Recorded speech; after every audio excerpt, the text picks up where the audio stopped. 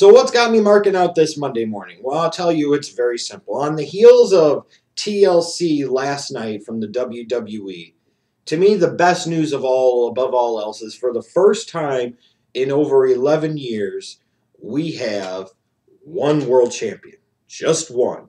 No more WWE champion and world heavyweight champion. You know, when you have one company, yet you have two world champions, it takes away from the meaning of either individual being a so-called world champion.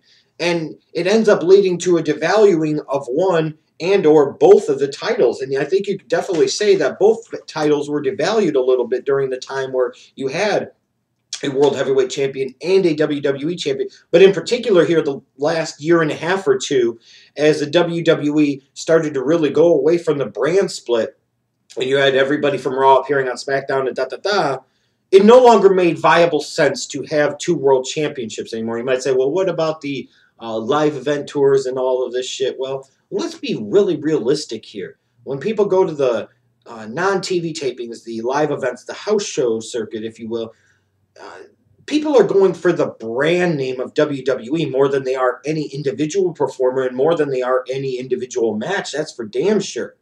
So it really doesn't matter at this point if you have a Raw tour and a SmackDown tour and there's only one champion and he's on the Raw tour, or one champion and he's on the SmackDown tour. No, it was time for a change. Enough was enough. I mean, you got to the point where the World Heavyweight Championship had become like the IC title, and then the IC and US titles. Why we still have two of those? We need to get rid of one of those and just have one mid-card belt. Those belts kind of became like the European titles. You know, your WWE Championship was still at the top. This is good. This needed to happen. This was a necessary thing to do. It really, truly was. It was something that was very long overdue, in my opinion. Now, you have one world champion. Whoever that is, they are going to be the unquestioned WWE World Heavyweight Champion. Is that really the best name we could come up with, by the way? You tell the fans, go vote for it. You say Unified Champion. They say, up yours, WWE World Heavyweight Champion. The fans get what they want unless the WWE doesn't want it, then you don't get it.